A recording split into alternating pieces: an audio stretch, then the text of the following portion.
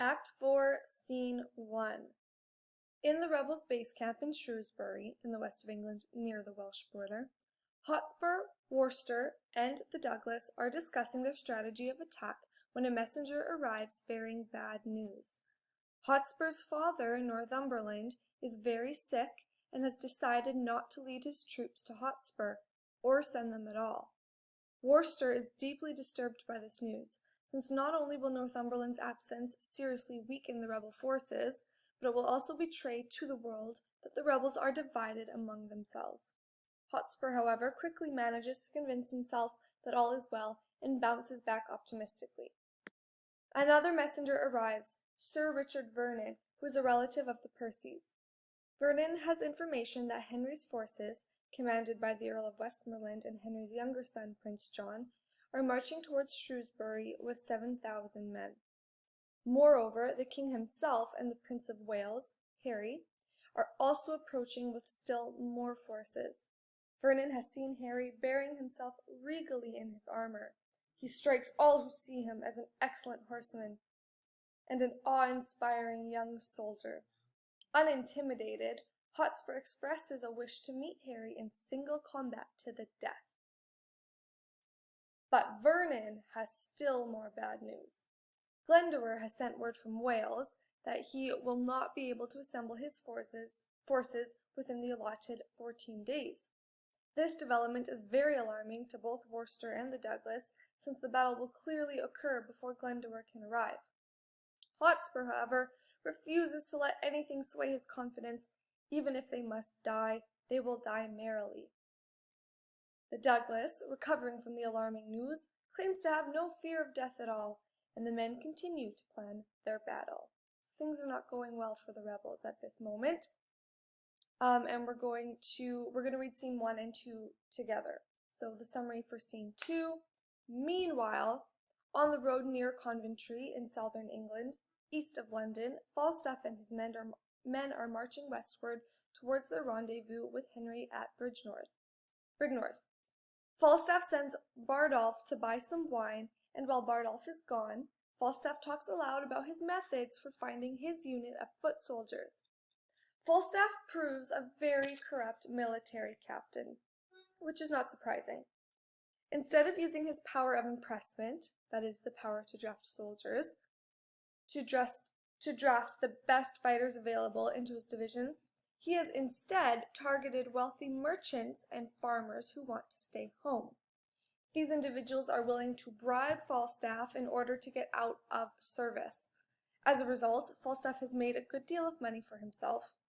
But his troops consist of only ragtag souls willing to let themselves be hired as soldiers, kleptomaniac house servants, youngest sons with no inheritance, and bankrupt laborers. They are mostly undernourished, untrustworthy, and unimpressive. While Falstaff waits for Bardolph to return, Harry and Henry's ally, the Earl of Westmoreland, comes down the road and takes him by surprise. Westmoreland casts a dubious eye upon Falstaff's conscripts, but Falstaff cheerfully tells him that they are good enough for cannon fodder. Harry warns Falstaff that he must hurry, for Hotspur and the Percy allies are already preparing to fight, and Henry has already made camp at Brignorth. The group hurries westward to meet Henry. So, Hal gives Falstaff an opportunity to prove himself, and he does not. He does the opposite. Instead reinforces the idea of him being completely incapable of honor and courage. Lord Flattery, such attribution should the Douglas have.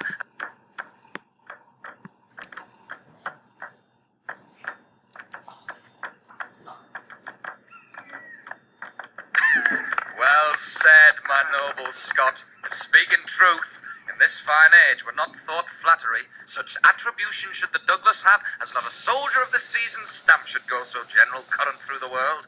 By God, I cannot flatter, I do defy the tongues of soothers, but a braver place in my heart's love hath no man than yourself. Nay, task me to my word, approve me, lord. Thou art the king of honour. Oh, No man so potent breathes upon the ground, but I will be of him. do so, and 'tis well. What letters hast thou there? I can but thank you. These letters come from your father. Letters from him? Why comes he not himself? He cannot come, my lord. He's grievous sick. Zoos. How has he the leisure to be sick? It's such a justling time. Who leads his power? Under whose government come they along? His letters bears his mind, not I, my lord. Prithee, tell me, doth he keep his bed? He did, my lord, 4 days ere I set forth. And at the time of my departure thence, he was much feared by his physicians. Now would the state of time had first been whole, ere he by sickness had been visited. His health was never better worth than now. Sick now, true now. Sickness doth infect the very lifeblood of our enterprise. 'Tis catching. The Earl of Northumberland, Hotspur's father, is not coming to help his son in his rebellion because he's sick. This doesn't bode well for the rebels, obviously, and it's suspicious because when it comes to something like this, you don't stay home because you're sick.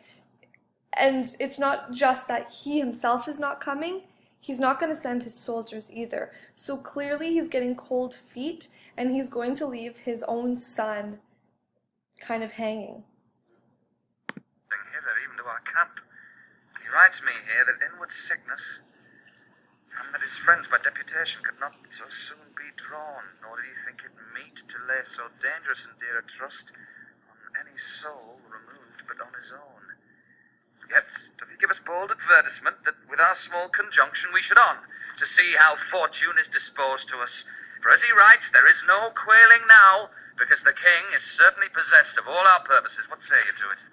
Your father's sickness is a maim to us. A perilous gash, a very limb lopped off. And yet, in faith, it is not. His present want seems more than we shall find it, were it good. So Hotspur, you're going to see, he's able to talk himself out of anything. Worcester saying, your father's sickness is a maim to us. A maim is synonymous with like a wound, a stab wound. So he's saying, listen, this is a huge loss that we have. This is a whole army we don't have in our force. And Hotspur is agreeing, saying, yeah, it's a perilous gash, a very limb chopped off. Yet in faith, it is not. So then he's going to convince himself again that it's okay, we'll be fine. Good to set the exact wealth of all our states all at one cast, to set so rich a main on the nice hazard of one doubtful hour? It were not good, for therein should we read the very bottom and the soul of hope, the very list, the very utmost bound of all our fortunes. Faith, and so we should. Where now remains a sweet reversion, we may boldly spend upon the hope of what is to come in. A comfort of retirement lives in this. A rendezvous, a home to fly unto, if that the devil and mischance look big upon the maidenhead of our affairs. But yet I would your father had been here. The quality and hair of our attempt brooks no division. It'll be thought by some that know not why he is away, that wisdom, loyalty, and mere dislike of our proceedings kept the Earl from hence. And think how such an apprehension may turn the tide of fearful faction and breed a kind of question in our cause. So Worcester is worried for good reason, saying people who don't understand why the Earl of Northumberland, why your father isn't here, people who don't understand that he's homesick, are going to think that he's not helping us because he disagrees with our cause and that he's actually loyal to the king and that he betrayed us. And so he's saying, think of how much mistrust and confusion that's going to sow into our supporters. So even our more timid supporters who are wondering whether they should support us or not, now that they hear that half our army isn't coming, there's no way they're going to be on our side.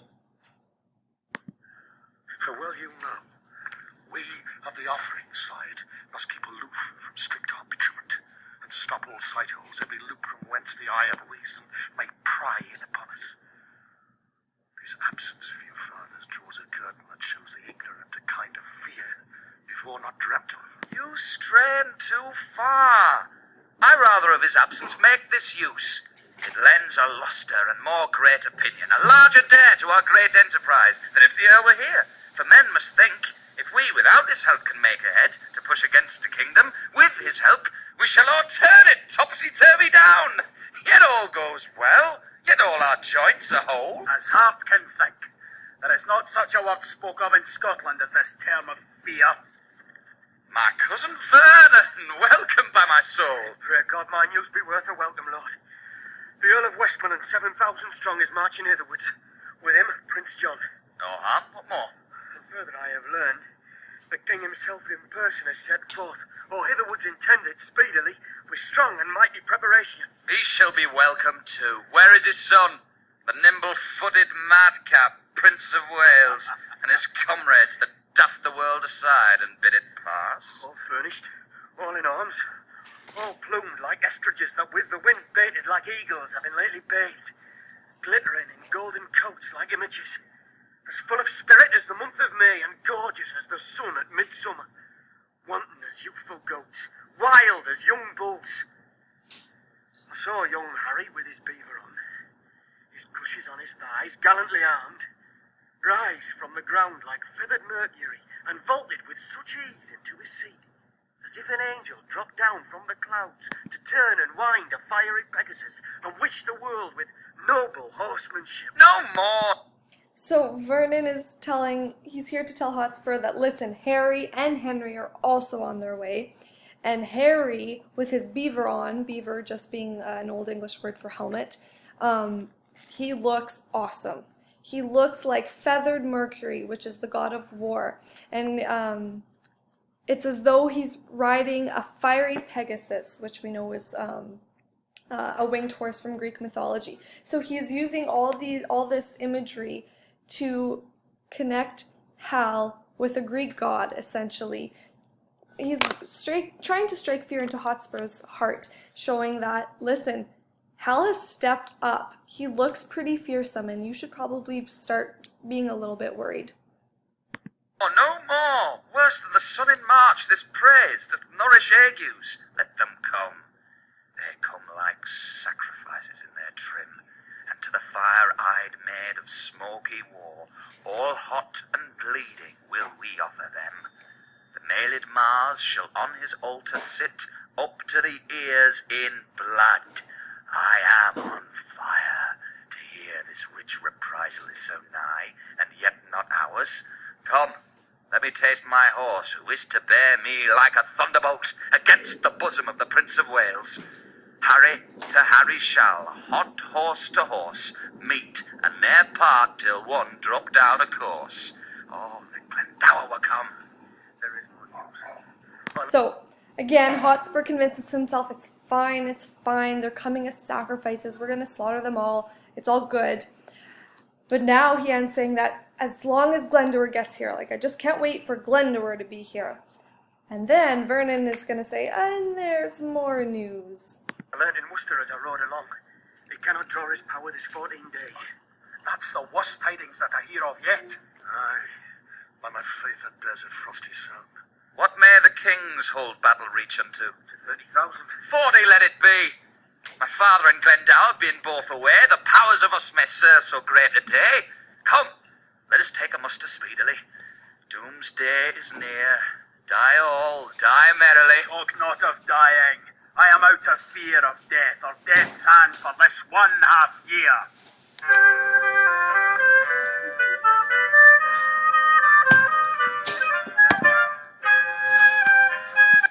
So, not only is the Earl of Northumberland not coming, Hotspur's father, he's abandoned him, but also Glendower, the Welsh leader, is not coming either. So now half of the rebel soldiers are not going to be there for the big battle, whereas Hal, Henry, and Lord John of Lancaster have over 30,000 soldiers that they're going to be fighting with. So things are not looking very good for the rebels. What we're going to do is we're going to go through the questions very quickly for this act, and I misspoke in the beginning of this video when I said we would read scenes 1 and 2. We just read scene 1. We're going to watch scene 2. So I'm actually going to attach it to this video, and then it'll also be in part 4 of the Hollow Crown, so you can watch it in order as well. So going over our questions to solidify your understanding of this act. How are the Percys' chances to win the rebellion foreshadowed? Well, things are not looking good for the Percys, for the rebels. The Earl of Northumberland is not coming to fight, Hotspur's father, nor is he sending his troops. Furthermore, Glendower, who's supposed to be this really powerful sort of mythical, magical man, he's also not coming. He said, I can't get there before 14 days, and the battle is happening now. So that's also not great. Okay, so their chances of winning are looking slim. Number 2, we're not worrying about. Number 3, however, how does the language of the play show us that Hal is truly redeemed and has right on his side? Well, the repeated images of divine warriors. So Vernon, when he comes to tell Hotspur what Hal looks like, compares him with repeated imagery to Greek gods, to the god Mercury, or sorry, the Roman god Mercury. The Greek god would be Ares. In which case, the image is a divine warrior, and emphasis on Hal being noble makes it clear that Hal is here to challenge Hotspur for his glory. And then number 4 ties in a little bit. It's speaking to the same idea. So how is the prince now living up to some of the expectations that his father had for him in Act 1? Well, if you remember, way back in Act 1, the king was talking about how much he wished that Hotspur were actually his son and that the two had been switched at birth. So in Act 1, the king goes on, I shouldn't say went on, goes on, because we always write in the present tense, about wishing that Hotspur were his son, and as he is fearless in battle. He calls Hotspur the favorite darling of fortune. So he's talking about how this guy can do no wrong. He's so honorable and he's so courageous. But at this point in the play, by Act 4, it would seem as though Hal has now become Fortune's favorite, meaning that the tides have completely turned. Fortune has turned its face away from the Percys and instead is now embracing Hal, and we do get the feeling that Hal is going to win out. Simply because of all the foreshadowing and all the terrible things that are happening to the rebels, things aren't looking up for them. Okay, that is it for this scene. Keep watching this video so that you can watch scene 2.